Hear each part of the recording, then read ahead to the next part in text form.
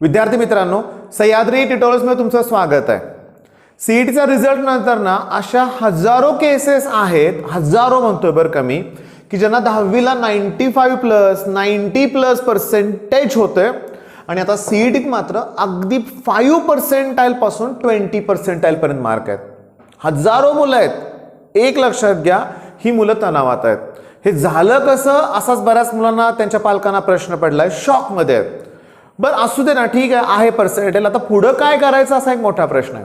बरं अशा मुलांना मी पहिल्यांदा सांगतोय की जेवढा तणाव तुम्हाला आहे ना 5 to 20 पर्सेंटाईल मधल्या मुलांना, त्याच्यापेक्षा जास्त तणाव 98 पर्सेंटाईलच्या मुलाला आहे. का असं वाटतं की 1 पर्सेंटाईल मिळालं असतं, अजून तर 99 गव्हर्नमेंट कॉलेज मिळालं असतं. आणि त्याच्यापेक्षा जास्त तणावात कोण आहे माहिती आहे का, की ज्याला 99.0 पर्सेंटाईल आहे तो विद्यार्थी तणावात आहे.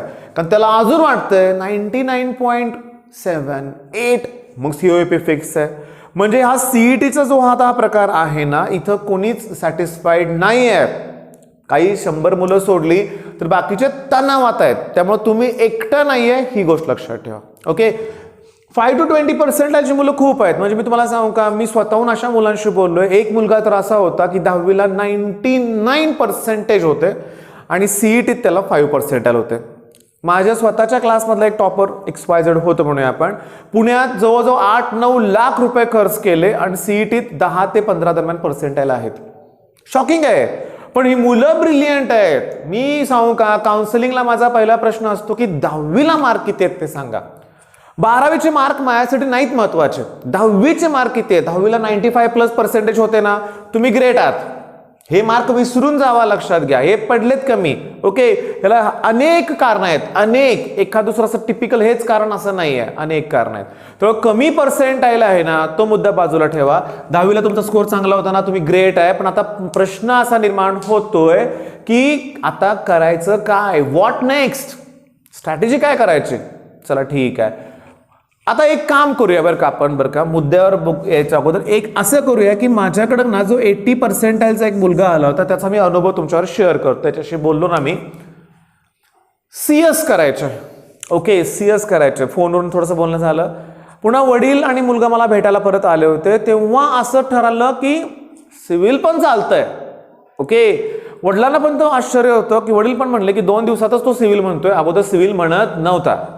मग मुलाशी मी बोलल्यानंतर एक गोष्ट माझ्या लक्षात आली की तुम्हाला काय पाहिजे. ओके, 2 क्रायटेरियाची मुलं आहेत. पहिला क्रायटेरिया काय की मोठं पॅकेज पाहिजे. हे मोठं पॅकेज नाही रे बाळांनो. मेन पॉईंट काय माहिती आहे का, तुम्हा सगळ्यांना ना लवकरात लवकर सेटल व्हायचं आहे. सिक्युरिटी हवी आहे ना. ज्या ठिकाणी स्कोप आहे अशाच ठिकाणी तुम्ही ऍडमिशन घ्यायचं म्हणताय ना, म्हणून CS म्हणून CS हवाय तुम्हाला. का, स्कोप आहे, पॅकेजेस मोठे आहेत, रियालिटी आहे, त्यातली आवड आम्ही तयार करू असं बऱ्याच मुलांचं म्हणणं आहे. पण CS द्या. कमी मार्क पडलं तर मग सिव्हिलकडे का जातोय, कारण त्या मुलाला कॉम्प्रोमाइज करायचं नाहीये कॉलेजवरती. मला चांगलं कॉलेज पाहिजे, मग भलेही त्यातलं सिव्हिल मिळालं तरी चालेल. बघा, असा एक प्रकार आहे, कॉलेज बेस्ट पाहिजे. बरीचशी मुलं काय करतात की त्यासाठी त्या मुलानं जसं केलं कॉलेजसाठी, तसं त्यांनी ब्रांचवरती कॉम्प्रोमाइज केलं. राहू दे CS म्हणाला, सिव्हिल पण चालतंय. आता कितीतरी मुलं अशी आहेत, CS अवघड आहे का थोडंसं, IT चालेल, हा ते पण नाही मिळत का, ENTC पण चालेल. बाळांनो, असं कॉम्प्रोमाइज करणं योग्य नाही आहे. हा, तुम्हाला सिव्हिललाच घ्यायचं आहे समजा, तर सिव्हिललाच घ्या. उगाच CS ला स्कोप आहे म्हणून CS कडे जाऊ नका. ही पहिली गोष्ट. आलं का ध्यानात तुमच्या? मेन पॉईंट तुमच्या लक्षात आला का? मी एवढं जरासं आवाज वाढला होता माझा, पण मेन पॉईंट काय की इथं हजारो मुलं आहेत, मी अगोदर सांगितलं, त्यांच्यासमोर हाच प्रश्न निर्माण होतोय. बरं, दुसरी महत्वाची गोष्ट, रिपीट करायचं का. बघा, मी सांगतो काय अनुभव माझे आहेत ते तुमच्यावर मी शेअर करतो. एक पालक म्हणलं की सर आमचा मुलगा ब्रिलियंट आहे. हा आहेच, मी तुम्हाला काय म्हटलं, ब्रिलियंट तुम्ही आहातच. ठीक आहे. मग आईचं किंवा पालकांचं म्हणणं काय होतं माहिती आहे का, की सर आम्ही त्याला रिपीट करायला लावायचं अशी आमची इच्छा आहे, त्याला रिपीट करावं. सेकंदात मुलगा म्हणला नाही करायचं रिपीट. का माहितीये का, ऑलरेडी तुम्ही ना 1-1.5 वर्ष 12वीत घालवलंय आणि बऱ्याच जणांचा तो मूड नाहीये रिपीट करण्याचा सध्या तरी. माझं पण तेच सजेशन आहे तुम्हाला की ऍडमिशन प्रोसेसमध्ये भाग घ्या. ओके, पार्टिसिपेट करा. कॉलेजेसना व्हिजिट द्या. आता समजा आता ठीक आहे, एखादा स्टुडंट मला भेटला होता, तो ओपनमधून होता, EWS सुद्धा नाही आहे, पप्पांचा इन्कम 8 लाखाच्या खाली पण नाही आहे, फुल फी अशी तशी भरावीच लागणार आहे. मग अशी काही मुलं असतील की ज्यांना ऑलरेडी फुल फी भरायचीच आहे, तर त्यांनी ना मग ऑलरेडी मॅनेजमेंट कोट्यातून विदाऊट डोनेशन एखादी जागा मिळेल तर काय हरकत नाही बघायला, कमी पर्सेंटाईल असेल तर. पण लगेच रिपीटच करायचा निर्णय जर घेतला ना बाळांनो, तुम्ही सिरियसली ऍडमिशन प्रोसेसमध्ये भाग घेणार नाही.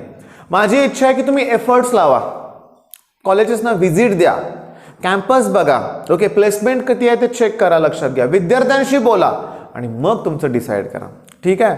बरं, आता एक अनुभव आणखी थोडेसे शेअर करतोय माझे तुमच्याशी या 3-4 दिवसातले, की ही मुलं आहेत ना कमी पर्सेंटाईल, ह्यांना एक प्रकारचा धक्का बसलाय. हो असणार ना, 95-97 पर्सेंटेजचा मुलगा आणि सीईटीत जर 15-16 पर्सेंटाईल असेल, 12 पर्सेंटाईल असेल, 5 पर्सेंटाईल, मी 8 पर्सेंटाईलच्या मुलांना सुद्धा भेटलोय, त्यांना कॉन्फिडन्स दिलाय मी. मग मला सांगा 8 पर्सेंटाईल आहेत, कसं वाटतंय? शॉकिंग आहे.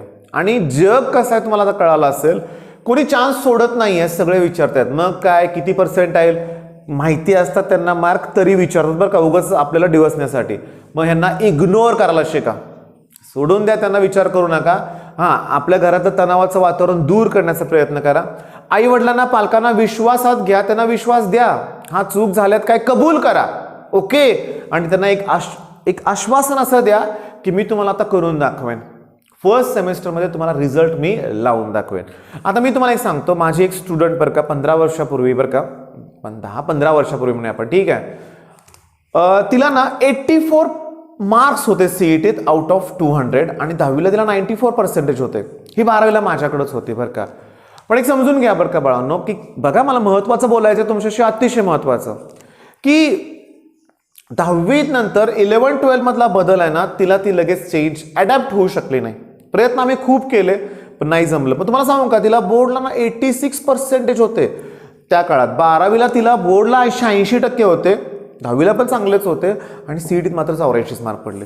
तिचे वडील खूप नाराज होते, माझ्यावर नाराज होते, लक्षात घ्या, ठीक आहे, तिच्यावर नाराज होते, पालक नाराज होतात रे बाळांनो. पण मी तुम्हाला सांगू का, ही मुलगी किंवा स्टुडंट म्हणूया आपण, पुन्हा माझ्याकडे इंजिनिअरिंगला होती क्लासला, ओके. मी तुम्हाला अभिमानानं काय सांगू का, की मी पहिला 4थी पासूनचे पण क्लास घ्यायचो आणि 4थीला माझ्याकडे एखादा मुलगा आला की तो त्याचं पूर्ण शिक्षण होईपर्यंत माझ्याकडे असायचा, बऱ्यापैकी, लक्षात घ्या, साताऱ्यातील ऍडमिशन घेतलं असेल तर. मग या स्टुडंटचं मी सांगू का अभिमानानं, की 4 वर्ष KBP मध्ये टॉपर होती ती. आलं का ध्यानात तुमच्या? तुम्हाला पण हेच करायचं आहे ना, हे विसरून जावा, हे खालचं म्हणूया आपण पर्सेंटाईलचं. आता तुम्ही टॉपर बना, काहीही अवघड नाही आहे, लक्षात घ्या. पण सुरुवात तर केली पाहिजे अभ्यासाला, सुरुवात तर केलीच पाहिजे ना. काहीच करत नाहीयेत मुलं. हां, आणि सोपे मी ना फॅक्टरायझेशन, डिफॅक्टरायझेशनचे फॉर्म्युले विचारतोय, अतिशय सोपे. अरे सायन्सी प्लस सायंटिफिक मुलांना सांगता येत नाही, मग हे काय उपयोगाचं आहे का? बिलकुल उपयोगाचं नाही आहे, लक्षात घ्या, ओके. मग आता काय करणार? अभ्यासाला सुरुवात करणार आहे, ओके. मी सकाळच्या व्हिडिओत पण बोललोय आणि ह्या व्हिडिओत पण बोलतोय. योग्य वेळ आल्यावर मी मॅथ्सचे, फिजिक्सचे, त्याच्यानंतर तुम्हाला सांगा इलेक्ट्रॉनिक्सचे जे काय कोर्सेस आहे मी ते लॉन्च करू, त्याचा फायदा करून घ्या. आम्ही विथ टीमच तुम्हाला ते प्रोव्हाइड करणार आहोत, लक्षात घ्या. कसं आहे माहिती आहे का, मार्गदर्शनाची गरज आहे तुम्हाला, हे एव्हाना तुम्हाला कळालं असेल, हे की नाही. म्हणजे बघा मी काय सांगतोय, जस्ट इथलं सांगतो. आपण असं करूया, S.S.C, पुन्हा HSC आणि आता इंजिनिअरिंग. एक छोटंसं एक्झाम्पल देतो, तुमच्या मनाला पटतंय का बघा ते. 10वीच्या आपल्या सायन्स 1, सायन्स 2 अशा 2 पेपरमध्ये सायन्स 2 मध्ये न्यूमेरिकलचं वेटेज 0, ओके, बायोलॉजीचाच पार्ट आहे. आणि सायन्स 1 मध्ये एकच न्यूमेरिकल तुम्हाला अटेम्प्ट करायचं असतं, त्याचं वेटेज पण 2 मार्काचं असतं, ओके. किती मार्क? फक्त 2 मार्क, बाकीचं रट्टा, ठीक आहे. 11-12 तुम्ही बघितलं की फिजिक्सचा आपला 70 मार्काचा पेपर असतो ना, त्यात 36 मार्क्सचे न्यूमेरिकल्स असतात. वाढले का न्यूमेरिकल? न्यूमेरिकल्स वाढले, 10वीपर्यंत केले नव्हते, अवघड गेलं, म्हणजे ॲडॅप्ट झाले नाहीत मुलं, ओके. ज्यांना कमी स्कोर झाला ना त्यांनी HSCला अडॅप्ट केलं नाही. आणि तुम्हाला पुढचं सांगू का, इंजिनिअरिंगला समजा आता आमच्या वेळेचं सांगतोय, 100 मार्काचा पेपर असेल तर 80 मार्काचे न्यूमेरिकल असायचे अप्लाइड मेकॅनिक्स सारख्या टॉपिकमध्ये, सब्जेक्टमध्ये. फरक लक्षात येतोय का? हाच फरक तुम्ही लवकर अडॅप्ट करा. आणि इंजिनिअरिंगला काय पाहिजे? प्रेझेंटेशन. काय होतंय की गेली 2-2.5 वर्ष नुसतं MCQची प्रॅक्टिस केली, MCQ, PYQ सगळं तेच बघितलंय, प्रेझेंटेशन काय प्रॅक्टिस केलीच नाहीये, बोर्डची एक्झाम झालीच नाही. मी तुम्हाला सांगू का की प्रेझेंटेशनवर भर द्या, कारण इंजिनिअरिंगच्या पेपरमध्ये तुम्हाला लिखाण करायचं आहे. ओके, आणि ते जमलंच पाहिजे, प्रेझेंटेशन छान आलंच पाहिजे. जस्ट एक छोटंसं उदाहरण देऊ का तुम्हाला, की समजा एखादी डायग्राम काढतो तुम्ही, ड्राय सेलची डायग्राम आहे समजा, ही फिगर आता मी ड्रॉ केली, मध्ये कार्बन रॉड पेस्ट वगैरे. नंतर तुम्हाला काय करायचं आहे माहिती आहे का, की म्हणजे मी जस्ट एक एक्झाम्पल देतो, तुम्हाला लक्षात घ्या की तुम्ही या डायग्रामला बॉक्स करा. म्हणजे हे इंजिनिअरिंगसाठी पण सांगतोय बरं का, ही ड्राय सेल का इंजिनिअरिंगला असं नाही आहे. आणि इथं नाव लिहा, ड्राय सेल. मी हे सगळं शिकवणार आहे हळूहळू तुम्हाला बरं का, लक्षात घ्या. मला सांगा फक्त डायग्राम काढायचा बॉक्स छान वाटतो ना. दुसरी महत्वाची गोष्ट, आता इथं भरपूर कॉम्पोनंट आहेत, त्यांना नावं द्यायच्यात. मग ती तुला ॲस्थेटिकली नावं द्यायची परफेक्ट. म्हणजे काय बघा, की वरती ब्रास कॅप आहे, पण ब्रास कॅपला मी 45 डिग्रीचा अँगल काढून ॲरो काढणार आहे, मग इकडे घेणार आहे ब्रास कॅप, थोडासा पुढे घेतो. आता हा झिंक कंटेनर आहे, त्याच्यानंतर कार्बन रॉड आहे, त्याच्यानंतर इथे एक पेस्ट असते आणि इथे एक पेस्ट असते. ठीक आहे, पण मी लिहिलं कसं बघा, असं लाईनमध्ये. मग इथं लिहिणार मी ब्रास कॅप, झिंक कंटेनर, ठीक आहे, कार्बन रॉड. दिसायला छान दिसतंय ना. मग आपण आतापर्यंत हवेत काय केलं 11-12 मध्ये, एक नाव इकडं, एक इकडं तिकडं नाही. प्रेझेंटेशन इथून पुढं खूप महत्वाचं आहे, हे लक्षात घ्या. ओके, स्कोर तिथं पण चांगला आलाच पाहिजे ना. मी तुम्हाला असं पाठ करा हे करा म्हणत नाही, मी तुमचं स्वतः ते इम्प्रूव्हमेंट करा हे मला सांगायचं आहे. ओके, मग आता मी हे गोष्ट रिपीट डिलीट करायला लावतोय, महिनाभर त्याचा विचार करू नका, कॉम्प्रोमाइज करू नका, हे उपयोगाचं नाही आहे, हे माझं फायनल तुम्हाला म्हणणं आहे. आवडते ना ब्रांच तीच घ्या, एक वेळ कॉलेज कॉम्प्रोमाइज करा. चांगलं कॉलेज मिळालंय पण ब्रांच मला आवडीची नाही आहे, मग कसं होईल आयुष्यात, ही गोष्ट इम्पॉर्टंट आहे बरं का.